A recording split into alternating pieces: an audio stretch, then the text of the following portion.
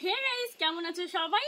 তো এখন তো প্রচন্ড রোদ উঠেছে আর খুব গরম, 43 ডিগ্রি চলছে। এই বছর আর সব থেকে বেশি গরম। তো এই গরমের মধ্যে প্রচন্ড রোদে এই পাকা রাস্তায় বাড়ির সামনে আমি আজ ভাজবো ডিম। তো দেখো, এই যে একটা ডিম নিয়েছি আর খুন্তি, এইদিকে থালা, সবাই ভাবছে কড়াইতে, প্লেটে, আর আমি ভাজবো স্টিলের থালায়। তো দেখো, এই থালাটা আমি সবার প্রথমে রোদে বসিয়ে দিয়ে আসবো। তো তোমরা আমার সাথে আসো, দেখা যাক আমি ডিমটা ভাজতে পারি কিনা।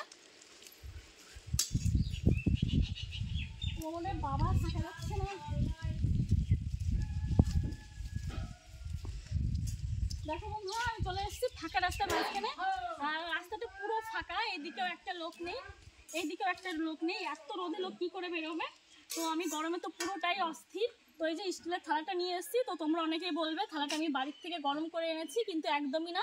এখানে দাঁড়িয়েছি শুধুমাত্র তাই গরম হয়ে গেছে। তো এই গরম থালাটা এখন আমি এই পিজের ওপরে বসিয়ে দেবো। একদম পাকা রাস্তা, পিজের রাস্তা, তো গাড়ি ঘোড়া কোনো কিছুই নেই, লোকজন একদম ফাঁকা রাস্তায়। তো এখন এই থালাটা বসিয়ে দিচ্ছি।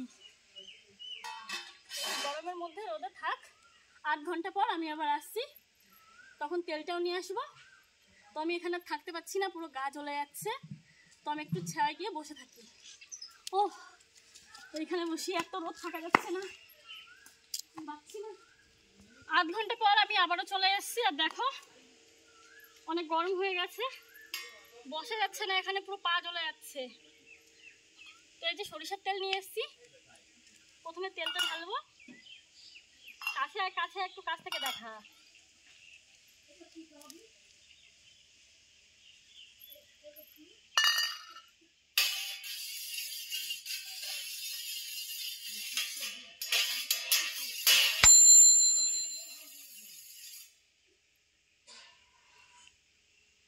একদম তাপ উঠছে।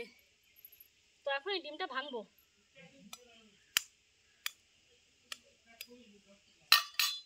এখানে ক্যামেরাটা এখানে দেখা।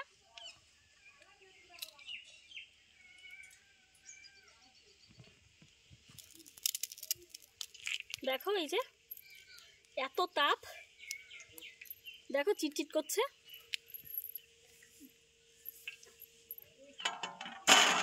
প্লেটটাও গরম হয়ে গেছে, প্লেট বলছি থালা, গরমে কথা বেলেমাল হয়ে যাচ্ছে।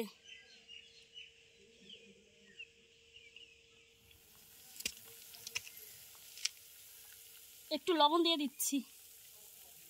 ওরে বাবা, এই প্রথমবার আমি ডিম ভাজছি, তাও আবার সূর্যের তাপে। অবস্থা খুবই খারাপ আমার। তো দেখো পুরো ঘেমে টেমে অস্থির হয়ে গেছি। এখানে একটু জল হলে এখানে স্নানটাই করে নিতাম। দেখি ভাজা হতে হতে যদি দেরি লাগে তাহলে একটু স্নানও করবো পাশে আমি। গরমে পুরো অস্থির আমি। আর ডিমটা দেখে একটু উল্টে দেখছি কেমন হয়েছে। দেখো কতটা সুন্দর হয়েছে।